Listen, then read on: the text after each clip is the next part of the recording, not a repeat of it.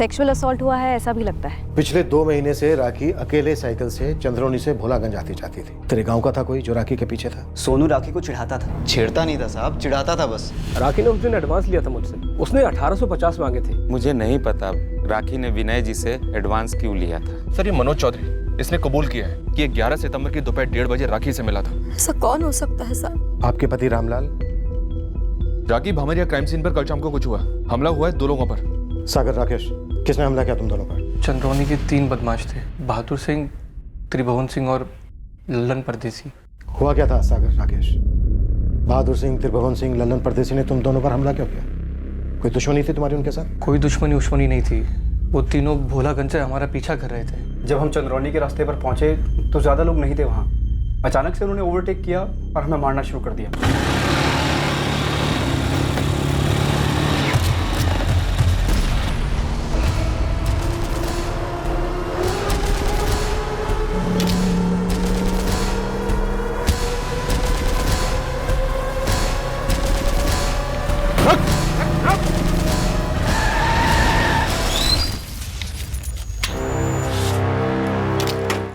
क्या है भाई? चल नीचे उतर। क्या चाहिए भाई तुमको? जब काली कर। दादागिरी है क्या? साहब पूरे 3 दिन का गल्ला था, सब लूट के ले गए। और इतनी बेरहमी से पीटा साहब। उन्हें कैसे पता चला कि तुम लोगों के पास इतने पैसे थे?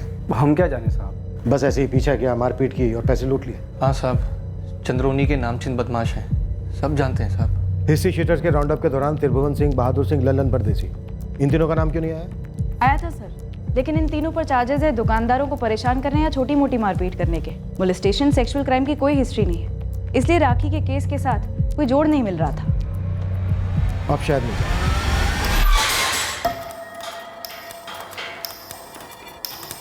अरे साहब, वो लोग झूठ बोल रहे हैं साले।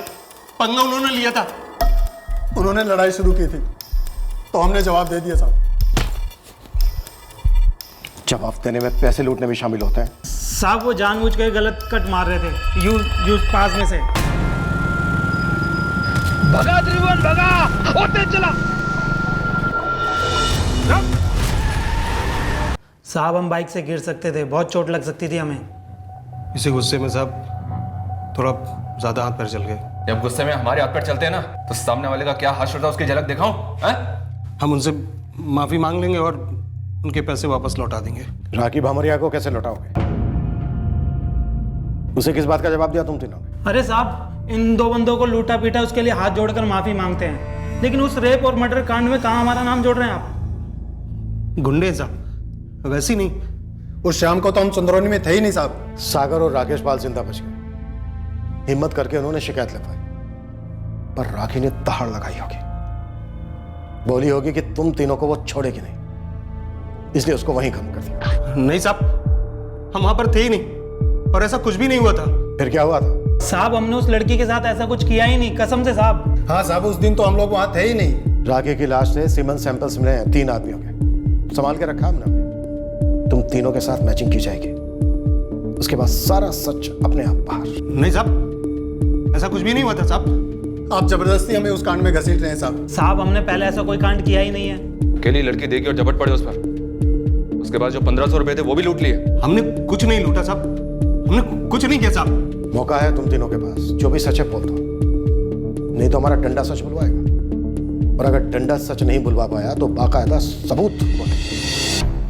उन तीनों को हमारे हवाले कर दो मैडम, हम छोड़ेंगे नहीं उन्हें। हम पहले से कहते आ रहे हैं कि उस तरफ के लोगों का काम है। हाँ मैडम जी, ये तीनों ना बड़े बदमाश हैं। पांडे साहब को भी मैंने बोला था कि ऐसा कर सकते हैं। अरे 2 भाई तो मेरी भी पूरे दिन की कमाई लूटी है इन्होंने। अगर ये लोग राखी के गुनहगार हैं तो हम इन्हें सख्त से सख्त सजा दिलवाएंगे। अगर ये लोग गुनहगार हैं तो ये साबित करने के लिए हमें ठोस सबूत चाहिए होंगे। और क्या सबूत चाहिए मैडम जी आपको? सागर पाल और राकेश पाल मर्द हैं, इसीलिए उन्हें लूटा और पीट कर छोड़ दिया। राखी लड़की थी तो उसके पैसे लूटे और उसके बाद उसकी इज्जत लूटी, जान से मार दिया, फांसी पर चढ़ा दो उनको। तुम तो बीच में बोलो मत सोनू, खुद औरतों को छेड़ने की भद्दी हरकत करते हो। ये कतई मत समझना कि तुम हमारे शक के घेरे से बाहर हो। हद करती है मैडम। आप पुलिस उनका पूरा का पूरा साथ दे रही है हम लोगों को दबाने के लिए। हमारे गांव की बच्ची के साथ इतना बुरा हुआ और उसका गुनाह हम लोगों पर थोपने चलिए आप। आप तो तीनों को हमारे हवाले कर दो मैडम, गांव की चौपाल पर खड़ा करके तीनों से कबूल करवाएंगे ये काम उन्होंने किया है।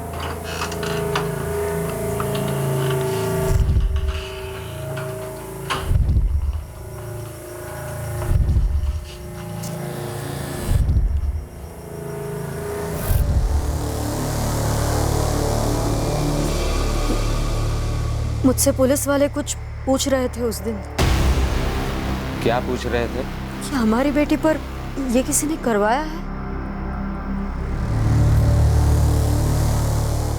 पुलिस पूछ रही थी या कह रही थी? मुझे नहीं पता। ये उन तीनों ने किया है जो पकड़े गए हैं। तुम्हें क्या लगता है मुझे पता होगा? मीडिया ने यह ऐलान कर दिया कि यही 3 राखी भामरिया और मर्डर केस के दोषी हैं, जिसके चलते हमारी तहकीकात अब दुविधा में आ गई है। देखा चाचा, सच्चाई दुनिया के सामने आ गई। बेकार में सब मुझ पे ही शक कर रहे थे। भाई ये तो समझे कि इन 3 गुंडों ने ये कांड किया था, लेकिन पुलिस कह रही है राखी 1,500 रुपए लेके निकली थी भोलागंज से।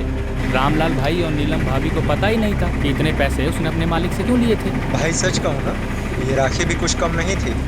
रास्ते में कुछ कहा सुनी हो गई होगी उन बदमाशों से और मुंह फट उन्हें जवाब दे दिया होगा। सही कह रहे हो भैया। 3 गुंडों ने 2 बारी मेरे रिक्शा को भी रुका के पैसे मांगे थे, मैंने तो चुपचाप दे दिए। राखी को भी चुपचाप दे देने थे पैसे, तो शायद आज उसके साथ ऐसा नहीं होता। क्या ये कांड उस गर्मा गर्मी का नतीजा था जो उस रास्ते पर शायद राखी और उन 3 हमलावरों के बीच हुआ था? हम इस बारे में अब भी अंधेरे में थे। क्या राखी पर हमला एक सोची समझी साजिश के तहत हुआ था? ये तभी पता चलता जब वो तीनों अपना मुंह खोलते।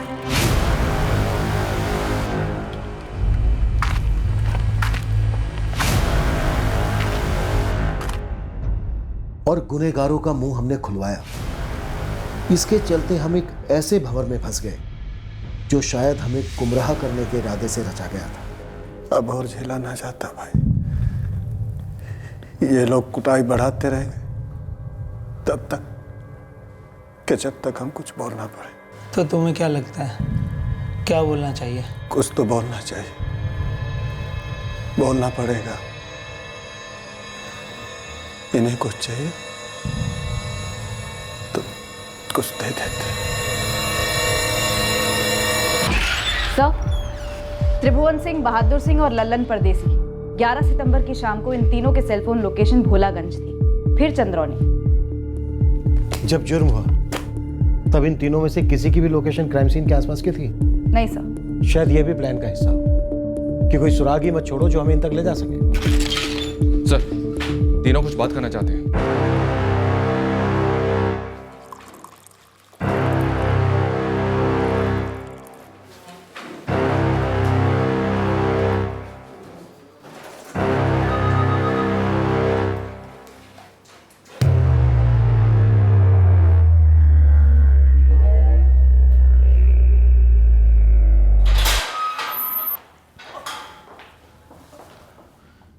साहब, वो मर्डर के बारे में बताना है। और मर्डर? सिर्फ मर्डर। मतलब तुम तीनों ने सिर्फ मर्डर किया राखी का, बाकी कोई और 3 बंदों ने किया? नहीं साहब, हम राखी वाले केस की बात नहीं कर रहे। तो फिर किसके मर्डर की बात कर रहे हो?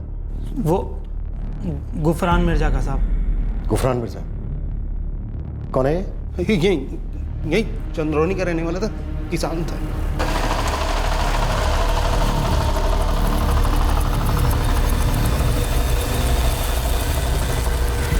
इस कृषि दर्शन के लिए मेरे पास टाइम नहीं है। जब इस सच है फटाफट बोल दो, वरना यही इसी लॉकअप में काट दूंगा। यही बोलना था साहब, सिभा मिर्जा का पति था ये। कत्ल हुआ था उसका। कहाँ दर्ज है इस मर्डर की रिपोर्ट? कहीं नहीं, क्योंकि किसी को ये पता ही नहीं चला था कि उसका मर्डर हुआ है। लोगों को पता चला कि गुफरान को दिल का दौरा पड़ा था। तो फिर तुम्हें कैसे पता चला कि उसका मर्डर हुआ था? वो हमने किया था गुफरान का मर्डर।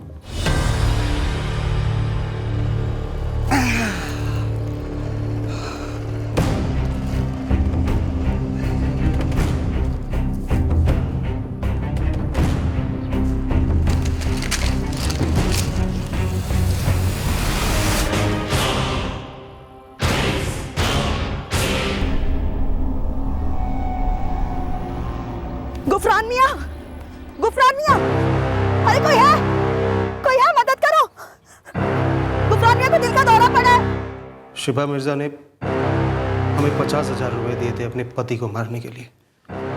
साहब सबने मान लिया गुफरान की मौत दिल का दौरा पड़ने से हुई है और उसे दफना दिया गया। और उसके साथ ही सारे मामले भी दफन हो गए, किसी को कोई शक भी नहीं हुआ। कब की बात है ये? 1 साल हो गया साहब। पूरे 1 साल के बाद तुम लोगों का जमीर जागा, वो भी तब जब राखी भामरिया और मर्डर केस में तुम लोगों का पर्दाफाश होने को है।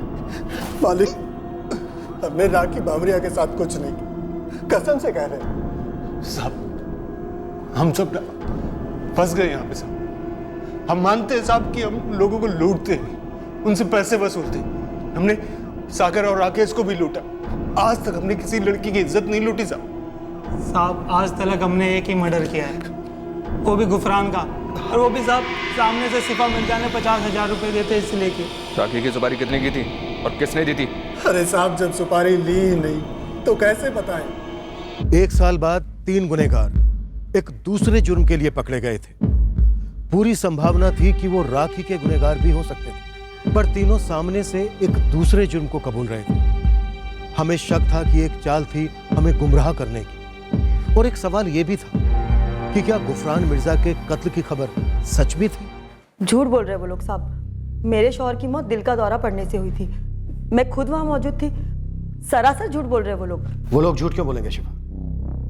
1 साल में चंद्रौनी गांव में कितने लोगों की मौत हुई होगी, और वो सिर्फ तुम्हारे शौहर के बारे में ही झूठ क्यों बोलेंगे? मैं क्या जानूं साहब, सारी दुनिया जानती कि राखी के केस में पकड़े गए वो लोग, तो हो सकता है ना अपने आप को बचाने के लिए वो कोई मनगढ़ंत कहानी बना रहे होंगे। इसमें बेकार में मुझे घसीट रहे हैं। गुफरान शिफा को तलाक देकर मुझसे निकाह करने वाला था, क्योंकि शिफा को बच्चे नहीं हो रहे थे। मैं चौंक गई जब मुझे पता चला कि गुफरान की दिल का दौरा पड़ने से मौत हो गई। हुमायरा, तुम्हें पहले से शक था कि गुफरान की मौत दिल का दौरा पड़ने से नहीं हुई थी? यकीन, पहले दिन से यकीन था कि दाल में कुछ काला है, पर किसी ने मेरी बातों पर भरोसा नहीं किया। अब जाकर सारा का सारा सच सामने आ रहा है। अननेचुरल डेथ थी, गले के बगल वाली हड्डी टूटी है, गला घोंटते वक्त ऐसा हुआ होगा। डॉक्टर, अगर मौत गला घोंटने की वजह से हुई है तो जब मर्डर हुआ तब गले पर उंगलियों के निशान भी रहे होंगे। बिल्कुल रहे होंगे। हैरत की बात है, जब मौत का पता चला, जब लाश को दफनाया गया, तब कहीं पर भी किसी ने भी नोटिस कैसे नहीं किया? शिफा, तुम्हारे शौहर की लाश को कब्र से बाहर निकालकर जांचा गया। यह साबित हो चुका है कि गुफरान की मौत एक मर्डर था। झूठ वो लोग नहीं बोल रहे, झूठ तुमने बोला। एक मर्डर को दिल का दौरा बताया। हुमायरा मिर्जा ने भी कबूल किया है कि तुमने गुफरान मिर्जा को क्यों मरवाया। देखो, सच कबूल करने के अलावा तुम्हारे पास कोई दूसरा रास्ता नहीं। सर, शिफा ने कबूल कर लिया है कि उसी ने बहादुर सिंह, त्रिभुवन सिंह और लल्लन परदेसी को 50,000 रुपए दिए थे अपने पति गुफरान का कत्ल करने के लिए। अब केस बनेगा, FIR दर्ज होगी, चार्जशीट फाइल होगी, पर इन तीनों ने इस गड़े मुर्दे को क्यों उखाड़ा? राखी के केस को दफनाने, उससे बचने। सर, तीनों को काफी तोड़ा, लेकिन तीनों के तीनों उसी बात पर अड़े हैं कि राखी के केस से उनका कुछ लेना देना नहीं है। सर, मुझे लगता है कि वो लोग जानते हैं कि गुफरान मर्डर केस में उन्हें जो सजा हो सकती है उससे कहीं ज्यादा कड़ी सजा उन्हें राखी और मर्डर केस में होगी, क्योंकि ये केस आजकल इतनी चर्चा में जो है। शायद इसलिए गुफरान वाला केस हमें परोस दिया। सोचा होगा 1 साल पुराने केस में सबूत जुटाने में समय लगेगा, तब तक कोर्ट में बेल होती रहेगी और फिर पैतरा बदल कर निकल जाएंगे। काफी शातिर गेम खेल रहे हैं सर ये तीनों। जल्दी हमें इन तीनों को अदालत में पेश करना होगा, और चूंकि राखी के केस में हमारे पास कोई ठोस सबूत नहीं है इनके खिलाफ, पूरे चांसेस हैं कि गुफरान मिर्जा के केस में उन्हें जुडिशियल कस्टडी में भेज दिया जाए। फिर राखी के पर मर्डर केस में इन तीनों से पूछताछ करने के लिए इनकी दोबारा कस्टडी हम किस बेसिस पे मांगे? काफी शातिर चाल है। अगर देखा जाए तो गुफरान मिर्जा के केस में उसकी पत्नी शिफा नहीं, उसके कत्ल की सुपारी इन तीनों को दी थी। हो सकता है सर राखी के केस में भी ऐसा ही कुछ हुआ हो। अगर वाकई में ऐसा है तो हमारे पास एक ही संदिग्ध है जिसके पास कारण था राखी को मारने का। शायद वो खुद नहीं कर पाए, इसलिए सुपारी उसने तीनों को दे दी।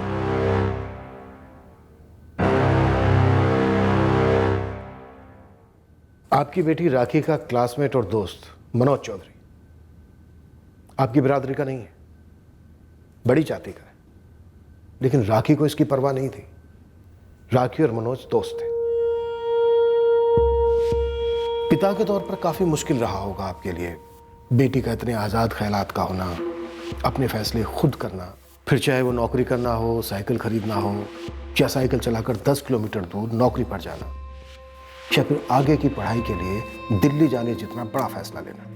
राखी सबके खिलाफ जाकर समाज के सभी दायरे तोड़कर आगे बढ़ रही थी। ये बात चुभती तो होगी आपको। कुछ बातें चुभती थी साहब, बहुत चुभती थी। समाज में बेटे से ही सारी उम्मीदें की जाती है, आपको भी होंगी अपने बेटे से। पर जब राखी पैदा हुई तब आपने सोचा भी होगा कि काश पहला बच्चा लड़का होता। राखी पर लगाम लगाना काफी मुश्किल हो गया था आपके लिए। सही बात है ना रामलाल जी? अपनी लगाम वो खुद अपने हाथ में पकड़ के रखती थी साहब। जब मैं ड्यूटी से लौटता था ना, तो पानी लेकर दौड़ती हुई आती थी, अपने माँ के काम में हाथ बटाती थी, अपने भाई के पढ़ाई में मदद करती थी, घर खर्च में भी मदद कर रही थी। एक जिद थी उसमें। मुझे लगता था ये जो आगे पढ़ने का, नौकरी करने का भूत सवार है उसके ऊपर, कुछ महीनों में उतर जाएगा। लेकिन नहीं, उसने मुझे एक बार फिर से गलत साबित कर दिया। राखी मेरे जैसी नहीं थी साहब। मैं तो ये सोचकर बड़ा हुआ हूं कि मैं किसी की बराबरी नहीं कर सकता। या तो बड़े लोगों की मदद मिले या फिर सरकार की। लेकिन मेरी बेटी राखी, उसे किसी की मदद नहीं चाहिए थी। उसे जो कुछ भी चाहिए था अपने बलबूते पर हासिल करना चाहती थी साहब। राखी जिस शाम घर नहीं लौटी, आपने ये नहीं सोचा कि पुलिस में खबर करनी चाहिए? अगले दिन सुबह राखी को ढूंढने निकले, रात पर सिर्फ इंतजार किया। मुझसे ही गलती हो गई साहब। मुझे उसी शाम शिकायत दर्ज करवा देनी चाहिए थी। मुझे उसकी चिंता थी, लेकिन भरोसा भी था साहब कि राखी अपना ख्याल खुद रख सकती है। मैंने तो सोचा भी नहीं था साहब कि राखी के साथ ऐसा कुछ हो जाएगा। मैंने तो सोचा था कि किसी काम से रुक गई होगी कहीं। रात भर? क्या दिन क्या रात साहब, तब कुछ पता ही नहीं चला। मानता हूं कि मुझसे गलती हुई है साहब, लेकिन आप लोग जैसा सोच रहे हैं ना, वो भी गलत है। मैं अपनी बेटी की जिद और खुली सोच से गुस्सा नहीं था, मुझे उसकी फिक्र थी। मैं जानता हूं साहब, आप लोग मुझ पे ही शक कर रहे हैं कि मैंने उन तीनों को पैसे दिए राखी को मारने के लिए। अब इस पे मैं क्या बोलूं साहब? वैसे आप सही कह रहे थे साहब। नीलम जब पेट से थी, मैंने लड़का ही चाहा था, लेकिन राखी पैदा हुई। राखी के पैदा होने से मैं दुखी नहीं हुआ था साहब। वो मेरा खून थी, मेरी अपनी बेटी थी वो। और मैं अपनी बेटी राखी के लिए इंसाफ चाहता हूं साहब। जिसने भी मेरी बेटी के साथ ये सब किया है, आप बस बता दीजिए कि पक्का इन्हीं लोगों ने किया है। अकेले सबको मार डालूंगा साहब, सबको मार डालूंगा साहब। हमारी टीम को नाकाम बताकर इस केस से निकालने की मांग के मचे शोर के बीच हमने हमारे तीनों मुख्य संदिग्ध त्रिभुवन सिंह, बहादुर सिंह और लल्लन परदेसी के बाकायदा परमिशन लेकर पॉलीग्राफ टेस्ट करवाया।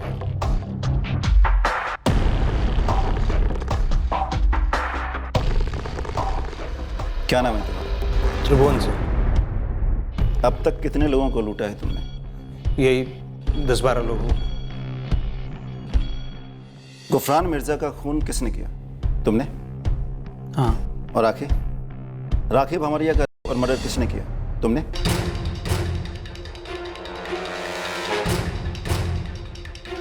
नहीं। क्या राखी भमरिया का और मर्डर लल्लन परदेसी और बहादुर सिंह ने किया? नहीं। हमें सच की उस एक किरण की तलाश थी जो हमें इन तीनों के खिलाफ तहकीकात आगे बढ़ाने की राह दिखाती। सर, पॉलीग्राफ टेस्ट के रिजल्ट तो नेगेटिव आए हैं। किसी भी सवाल पर डगमगाए नहीं। जो टेस्ट के पहले कहते आए थे वही टेस्ट के दौरान कहना, मतलब सर लगता नहीं झूठ बोल रहे। पूरे 1 साल तक कत्ल के राज को दबाए बैठे थे, और जब राखी भामरिया केस में फंसने वाले थे तो ऐन मौके पर आकर उगल दिया। पॉलीग्राफ टेस्ट कोई पत्थर की लकीर नहीं है। शातिर क्रिमिनल्स उसे भी बीट कर देते हैं। फिर भी सर, राखी भामेरे केस में इस वक्त हमारे पास इन तीनों के खिलाफ कुछ भी नहीं है। शायद राखी का रेप और मर्डर इन तीनों ने नहीं किया, या शायद किया हो जैसा कि आपको शक है, पर बतौर सबूत आपके पास कुछ नहीं है इंस्पेक्टर, क्योंकि कोई चश्मदीद गवाह भी तो नहीं है इस घटना का। हमें एक ब्रेक थ्रू की सख्त जरूरत है अमृता। राखी के रेप और मर्डर को लेकर जो शोर मचाया जा रहा है, मुजरिम उन्हीं शोर मचाने वालों में से कोई हो सकता है। शोर तो पूरा गांव मचा रहा है। कल रास्ता रोको मुहिम छेड़ दी थी, आज असेंबली के बाहर धरना दे रहे हैं। केस को हमसे लेकर सीबीआई को सौंपने की मांग कर रहे हैं। ये सोनू साहू हमारा सबसे पहला सस्पेक्ट था। ईव टीजिंग की हिस्ट्री रही है, पर राखी के केस में कुछ मिला नहीं था इसके खिलाफ। फिर भी हमारी रडार से बाहर नहीं है। गवाह ढूंढिए इंस्पेक्टर, कोई चश्मदीद गवाह। कोई गवाही तो नहीं है अमृता। ये कहिए कोई सामने नहीं आया है, पर होगा जरूर। अब ऐसे ही तो किसी को नहीं धर सकते, कोई तो लीड होनी चाहिए इसके लिए। इंस्पेक्टर, मैंने इस केस को थॉरली स्टडी किया है। भोलागंज से चंद्रोनी अपने घर आ रही थी राखी। चंद्रोनी में रेलवे स्टेशन है। भोलागंज से कई लोग चंद्रोनी स्टेशन आते हैं मिठीपुर जाने के लिए, जहां काफी सारी छोटी बड़ी फैक्ट्रीज हैं। राखी 5:30 बजे भोलागंज में अपनी दुकान से निकलती है अपने घर जाने के लिए अपनी सहेली नीतू के साथ। यहां दुकान से इस पॉइंट तक करीब 20-25 मिनट लगे होंगे उन्हें साइकिल पर, जहां से दोनों अलग अलग होती है अपने अपने घर जाने के लिए। इस पॉइंट से क्राइम सीन तक करीब 25-30 मिनट लगे होंगे उसे साइकिल पर। राखी अकेली साइकिल चलाती हुई इस पॉइंट तक पहुंचती है। 5:30 बजे भोलागंज से निकली अपने घर जाने के लिए, 20-25 मिनट नीतू के साथ, 25-30 मिनट अकेली, 45-50 मिनट टोटली, यानी राखी क्राइम सीन तक 6:15-6:20 तक पहुंचती है। इस वक्त ये साइकिल यहां नहीं होनी चाहिए थी। साइकिल को यहां होना चाहिए था, रोड पर। और मर्डर करने में मान लेते हैं 30 से 45 मिनट लगे होंगे। अमृता, आप सजेस्ट कर रही हो कि इस 30 से 45 मिनट के दौरान किसी ने देखा होगा? हाँ, मुझे पूरा यकीन है। जैसे मैंने कहा, पास में मिठीपुर में फैक्ट्रीज हैं। वर्कर्स की शाम की शिफ्ट खत्म होती है उस वक्त। इन 30 से 45 मिनट के बीच वहां से कोई गुजरा ना हो, ना कुछ देखा हो, चीखे तक ना सुनी हो, नामुमकिन। कोई तो जरूर होगा, पर सामने नहीं आ रहा।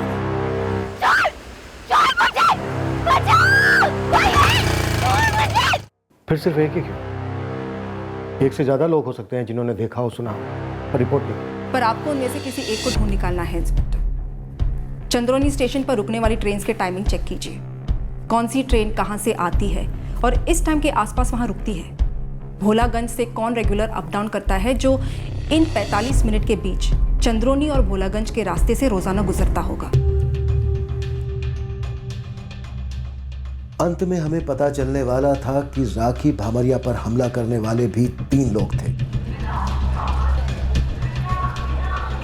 पर उन तक पहुंचने से पहले हम उस एक शख्स को ट्रैक करने में लगे हुए थे जो इस भयंकर जुर्म का चश्मदीद गवाह था।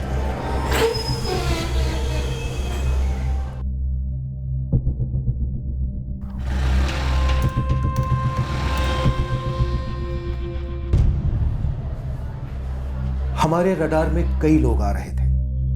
हमें नहीं पता था कि हमें कितने लोगों से पूछताछ करनी होगी, कौन झूठ बोलेगा, कौन सच।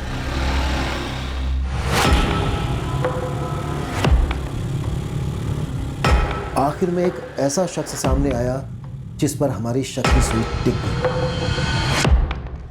पर हम तब भी पक्का नहीं थे कि हमारी शक की सुई सही आदमी पर टिकी थी या नहीं।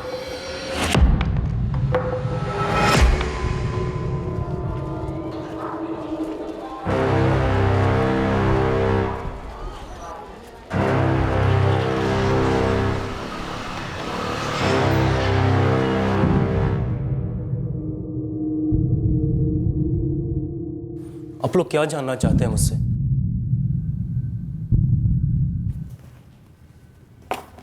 क्या वो ये 3 आदमी थे? मैं समझा नहीं, कैसा सवाल है? समझाते हैं सुनील मिश्रा। तुम मीठीपुर बीवी वाइट्स में काम करते हो। हमारी शिफ्ट सुबह 9 बजे शुरू होती है। तुम बिना चूके 8:15 बजे चंद्रोनी स्टेशन पहुंचते हो। 8:25 की शटल लेकर मीठीपुर जाते हो। शिफ्ट खत्म होती है शाम को 5 बजे। मीठीपुर स्टेशन से 5:15 की शटल लेकर तुम 5:45 बजे पहुंचते हो चंद्रोनी स्टेशन। फिर चंद्रोनी से अपनी बाइक पर अपने घर जाते हो। भोलागंज। और 11 सितंबर को भी तुम रोज की तरह काम से लौटे। शाम को चंद्रोनी से भोलागंज पहुंचे, नामदेव की दुकान से पान खाया, कलकत्ता सादा कतली सुपारी, और उस समय बजे थे 6:45। तुम चंद्रोनी से भोलागंज यहां इस रास्ते से होकर गए हो, क्योंकि यही एक रास्ता है बाइक के लिए। क्या तुम भी शामिल हो इस कांड में? नहीं नहीं, ये क्या नाप शनाप बोले जा रहे हैं सर आप। मैं एक साधारण सा मजदूर हूँ, घर परिवार है मेरा, और आप सोच भी कैसे सकते हैं कि मैं। ठीक है, तुम एक अच्छे भले आदमी हो, मेहनती हो, फोरमैन हो पैकिंग डिपार्टमेंट, सब ठीक। तुमने कांड में हिस्सा नहीं लिया, पर कांड होते वक्त तुम यहां से गुजरे जरूर थे, तो तुमने कुछ ना कुछ देखा भी होगा। सुनील, तुमने जुर्म होते हुए देखा है, तुम्हारी शक्ल साफ बता रही है कि तुम हमसे कुछ छुपा रहे हो। सर मैंने कुछ नहीं देखा सर, मैंने अखबार में पढ़ा था कि इस जगह पे कांड हुआ था। जो तुमने देखा? मैंने कुछ नहीं देखा सर।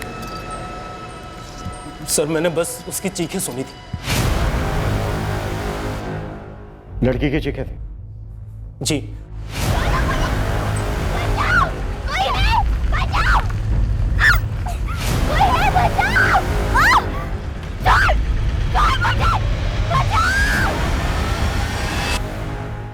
मैंने उसकी चीखें सुनी, समझ नहीं आ रहा था क्या करूं क्या नहीं। मैंने उसकी साइकिल भी देखी, रास्ते पर पड़ी थी। डर गया था, खेतों में से चीखने की आवाजें आ रही थी। मुझे पता नहीं था कितने लोग होंगे। सर मैं बहुत ज्यादा डर गया था सर, और भाग गया वहां से। साइकिल रास्ते से लगकर पड़ी हुई थी? जी। क्या वो ये साइकिल थी? जी यही थी। दिखाओ, कहाँ पड़ी हुई थी साइकिल? सर यहाँ पर। कितने लोग थे वहां, तुमने देखा उन्हें? सर मैंने किसी को नहीं देखा सर। एक दिन बाद अखबार में पढ़ा, मुझे बहुत शर्म महसूस हुई, कुछ नहीं कर सका। कम से कम आप लोगों को फोन कर देना चाहिए था। सर लानत है मुझ पे। पछताने के लिए अब काफी देर हो चुकी है सुनी। अब बस तुम इतना बता दो कि कौन लोग थे। क्या वो ये तीनों? सर मैंने किसी को देखा ही नहीं, तो कैसे बताऊं? जैसा कि मैंने कहा था, साइकिल को रोड से उठाकर खेतों के अंदर क्राइम सीन पर रखा गया होगा, लाश के पास। ये इस मकसद से किया होगा कि रात को रोड पर अप डाउन करने वाले किसी की नजर में ना आए, और अगले दिन सुबह आसपास के खेत मजदूरों के आने तक इस कांड की खबर किसी को ना हो। अगले दिन खेतों पर मजदूरों के पहुंचने से पहले ही राखी के पिता रामलाल और उसका छोटा भाई रमेश पहुंच गए थे। अगर साइकिल रोड पर ही पड़ी रहती रात भर, तो वो रात को ही रामलाल भामरिया की नज़र में आ गई होती। मैंने उसके स्टेटमेंट में पढ़ा है कि वो रात को अपनी बेटी राखी को ढूंढने के लिए निकला था। हमने रामलाल को संदिग्धों की लिस्ट से लगभग निकाल ही दिया है। तो फिर रामलाल से दोबारा क्वेश्चनिंग कीजिए इंस्पेक्टर। पूछिए उससे कि जब वो अपनी बेटी की खोज में निकला था, क्या रास्ते में उसे कोई मिला था? क्या उसने किसी से पूछा था राखी या उसके साइकिल के बारे में? जब मैं यहाँ पहुंचा अंधेरा हो चुका था, 7 साढ़े 7 बज चुके थे। रास्ते में मैं किसी से नहीं मिला। जब आप ढूंढने निकले थे, तब आपने सबसे पहले किससे पूछा था राखी के बारे में? मैडम, जैसा कि मैंने आपको पहले भी बताया है कि मैं सबसे पहले शिफा मिर्जा के घर गया। सोचा राखी वहाँ टीवी शीवी देखती होगी। नहीं, आपने कहा था कि आप 8:30 बजे तक राखी को ढूंढ रहे थे। अब आप हमें ये बताइए कि जब आप राखी को रोड पर ढूंढ रहे थे, तो सबसे पहले आपने किससे पूछा था राखी के बारे में? पूछता किससे साहब, रोड पर एक आदमी नहीं था। फिर मैं चंद्रौनी स्टेशन गया, वहां पर मैंने विरजू के रिक्शा को जाते देखा।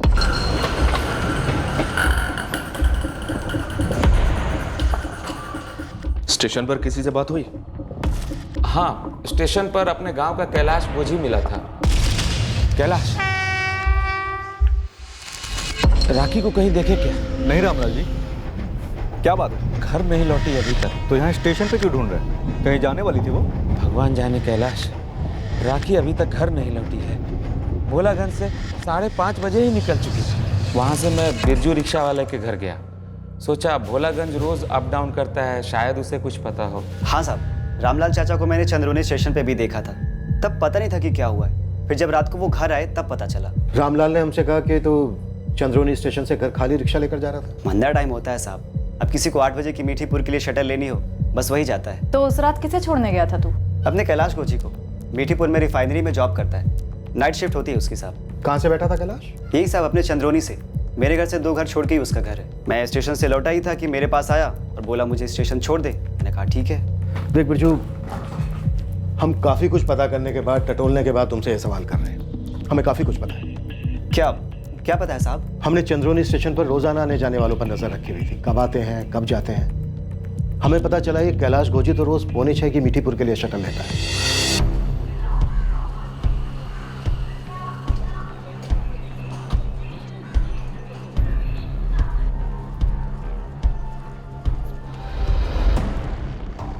फिर 11 सितंबर को कैलाश गोजी लेट क्यों निकला? साहब मैं क्या चाहूँ, अब कैलाश को ही पूछिए ना। ठीक है, कैलाश से ही पूछते हैं। तो साहब मैं निकलूं, मेरी सवारी का टाइम हो रहा है। नहीं, थोड़ी देर रुक बिरजू। तूने काफ़ी मदद की है हमारी, थोड़ी और कर, शायद तेरी ज़रूरत पड़ जाए। बाहर बैठ, कुछ खा पी, हम कैलाश को उठाते हैं।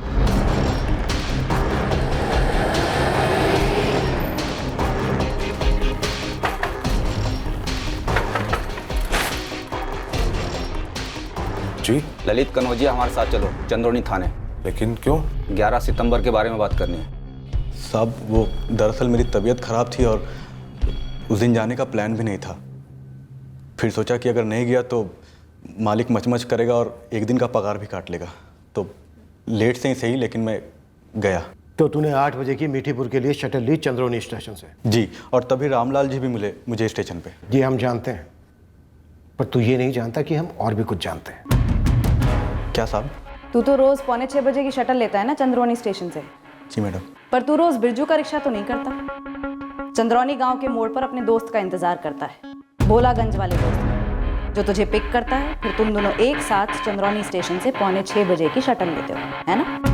जी मैडम। फिर ऐसा क्या इत्तेफाक हुआ 11 सितंबर की शाम को कि तू लेट निकला काम पर, तेरा दोस्त भी लेट निकला काम पर, फिर तुम दोनों एक साथ स्टेशन पर मिले और एक ही शटल ली 8 बजे वाली?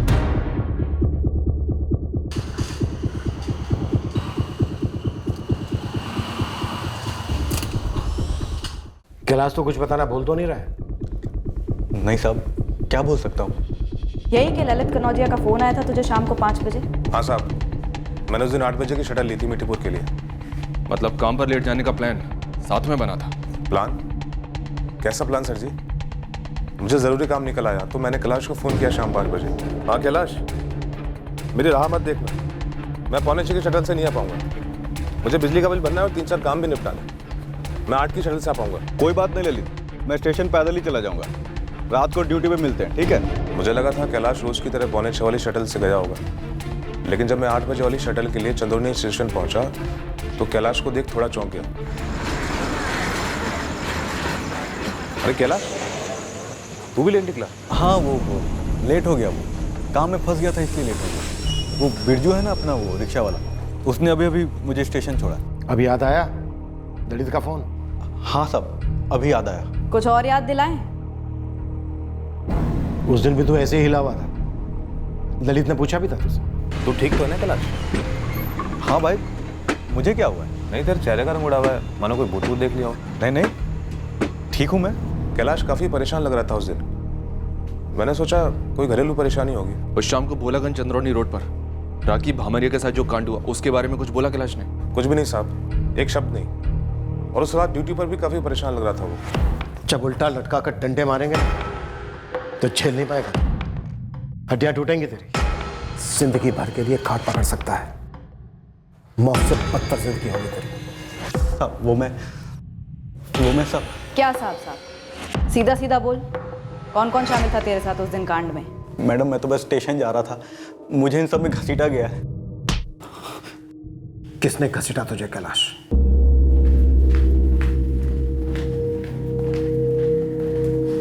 मैडम जी अभी बहुत देरी हो रही है, मेरी सवारियां छूट जाएंगी। अब तो तेरी सवारी हमेशा के लिए छूटी समझ बिरजू। मैडम मैं कुछ समझा नहीं। समझे तो हम नहीं, तुझे चोर को ही खबरी बनाने की गलती कर बैठे। साहब अब कहाँ उस झूठे कैलाश की बातों में आ रहे हैं? चल। कैलाश झूठ बोल सकता है बिरजू, इसलिए हमने तेरे इस कांड के तीसरे साथी को भी खोज निकाला। उसके सामने तो तू ये नहीं कह पाएगा कि वो भी झूठ बोल रहा है।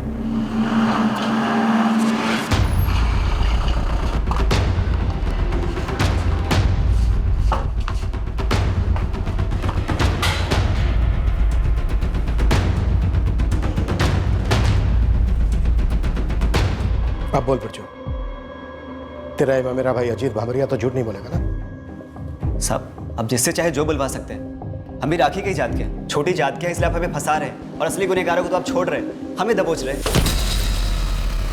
दबोचना तो तू चाहता था राखी को, क्योंकि वो तेरे से कई गुना ज्यादा मेहनती थी, होनहार थी। और ये जात पात का नाटक बंद कर। भयंकर गुनाह किया तुम लोगों ने। सर मेरी बात चुप! तू अच्छी तरह से जानता था कि तू राखी का अकेले कुछ नहीं कर पाएगा, चीर कर रख देगी तुझे। इसलिए तूने अपने साथ इन दोनों कायरों को भी मिलाया, पहले अजीत को और फिर कैलाश को। हाँ साहब, सही बोल रहे हैं आप। राखी अपने औकात से आगे बढ़ने लगी थी, पता नहीं अपने आप को क्या समझने लगी थी।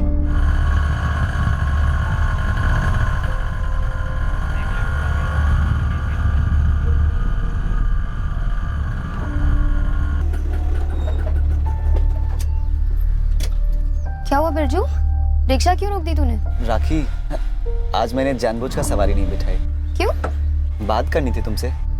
अच्छा जो भी है जल्दी बोलो, मुझे ना देरी हो रही है। स्कूल में मैंने तुम्हें बताया था कि मैं तुम्हें पसंद करता हूँ। और मैंने भी तुझे बताया था ना बिरजू कि मुझे तुझमें कोई दिलचस्पी नहीं है। पर क्यों? क्या खराबी है मुझमें? हाँ, एक ही जात के हैं और अच्छा खासा कमा भी लेता हूँ, खुश रखूंगा तुम्हें। मैं वैसे ही बहुत खुश हूँ, तू रिक्शा चालू कर। देख राखी, इतना हवा में मत उड़, और ये तू डिग्री वगैरह ले भी लेगी ना तो अभी दूसरे जात के लड़के मुड़ के नहीं देखेंगे। तू भी मत देखना, मुड़कर आगे देख और रिक्शा चला। बोला ना मैंने देर हो रही है मुझे। इस गुरूर के चक्कर में देर ना हो जाए, पता चला कहीं और मैं किसी के साथ सेटल हो गया और तेरी किस्मत में अपनी बिरादरी का कोई बुढ़ा काका आ जाए। मतलब तू नहीं चलेगा? मैं जा रही हूँ। राखी राखी सुन, कल तक सोच समझ के जवाब दे देना, ठीक है? रामलाल चाचा से बात करने आएंगे मेरे माँ बाबा। अरे राखी रुक तो, अरे 10 किलोमीटर चल के जाएगी क्या? आजा छोड़ देता हूँ। लेकिन सिर्फ रिक्शा चलेगा, तेरी जुबान नहीं, समझा? समझा। मैंने राखी को कभी गंदी नजर से नहीं देखा साहब, दिल से प्यार किया। शादी के लिए पूछा था, शादी के लिए साहब, लेकिन वो नक्चढ़ी, इतना गुरूर था उसको, घुस गई बात दिमाग में कीड़े की तरह कि गुरूर तोड़ना है साहब। समझना था उसको कि लड़की है, लड़की की तरह रहना सीखे।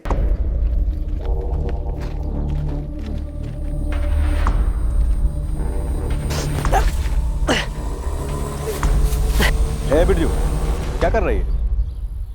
रिक्शा खराब होगी क्या?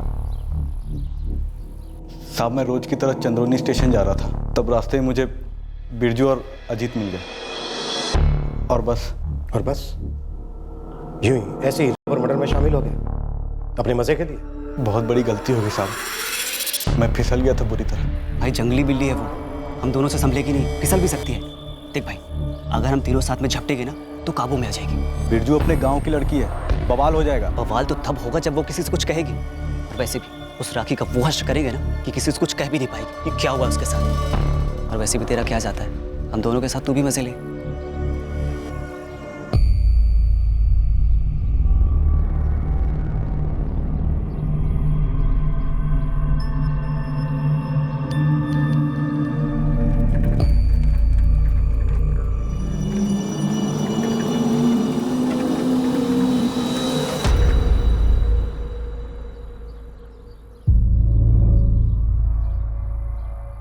क्या है रे बिरजू?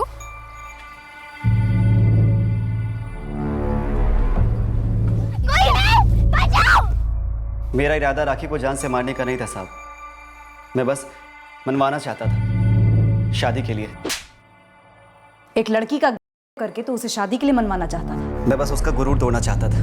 मैडम, ये बिरजू ने मुझसे बोला था कि बस इतना ही करेंगे और उसके बाद शादी के लिए मनवाएंगे। ये मर्डर करने वाला ये मुझे मालूम ही नहीं था। सब के लिए राजी हो गया तू, लेकिन मर्डर से आपत्ति थी। इतना दयालु है तू, इतनी इंसानियत भरी थी अंदर कूट कूट कर। साहब उसको मारने में मेरा कोई हाथ नहीं था साहब। फट गई होगी तेरी, जब इस घिनौनी हरकत के बाद भी राखी तेरे सामने डट कर खड़ी रही और बोला होगा उसने कि वो तुझे छोड़ेगी नहीं। देख राखी, मैं अब भी तुझसे शादी करने के लिए तैयार हूँ, लेकिन ये जो तेरा गुरूर था ना, मुझे बस उससे दिक्कत थी। सालो कमीनो, तुम्हें क्या लगा कि कर दोगे तो टूट जाऊंगी मैं? तुम में से एक को भी नहीं छोड़ूंगी, सबको जेल पहुंचाऊंगी, समझे?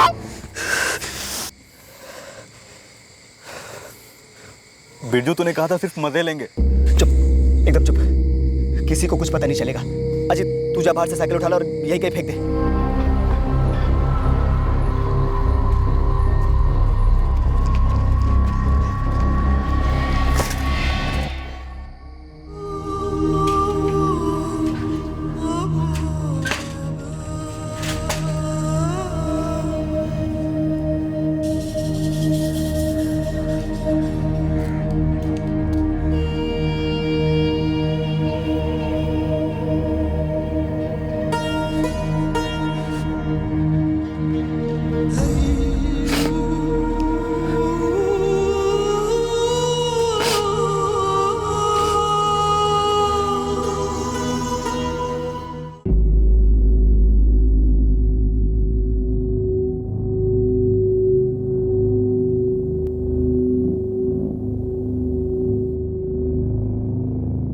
राखी के घर वाले और पूरा गांव दंग रह गए ये जानकर कि राखी के गुनहगार ऐसे लोग थे जिन्हें राखी और पूरा गांव इतने करीब से जानते थे। तीनों आरोपियों ने साफ मना कर दिया है कि उन्होंने वो 1,500 रुपए चुराए थे जो राखी अपने साथ लेकर निकली थी। राखी ने अपने मालिक से वो एडवांस किस लिए लिया था, उन पैसों का क्या हुआ, ये अभी भी एक रहस्य है। पर अनुमान लगाया जा सकता है कि राखी ने यह एडवांस या किताबें खरीदने या किसी एडमिशन फॉर्म के लिए या ऐसे ही कोई उपयोगी कारण के लिए लिया होगा। ये संभावना भी है कि कोई क्राइम सीन पर पहुंचा हो, लाश देखी हो और पुलिस को इतला करने के बजाय पैसे लेकर भाग गया हो। तीनों आरोपियों के सीमन सैंपल्स ले लिए गए हैं और उन्हें लाश पर मिले सैंपल्स के साथ मैच किया जाएगा। ये केस सिर्फ कठिन नहीं था, इस केस ने पूरी टीम में गुस्सा और आक्रोश पैदा किया था। एक सक्षम, मेहनती, फोकस्ड और मजबूत लड़की थी राखी भामरिया। इस लड़की ने सहानुभूति और दानशीलता को ठुकराकर अपनी योग्यता को अपना हथियार बनाया था गरीबी का वध करने। ऐसी होनहार लड़की का इतना भयंकर अंत हुआ था। अगर इस लड़की को जिंदा रहने का हक मिलता, मेहनत करने का अवसर मिलता, तो ये लड़की पूरे गांव, पूरे राज्य, पूरे देश का सर ऊंचा कर सकती थी। हमारी तरफ से यही कोशिश रहेगी कि आरोपियों के खिलाफ चार्जशीट फुल प्रूफ बने ताकि कानून उन्हें सख्त से सख्त सजा सुनाए। अगले हफ्ते फिर मिलेंगे एक नए केस के साथ क्राइम पेट्रोल सतर्क में। जय हिंद।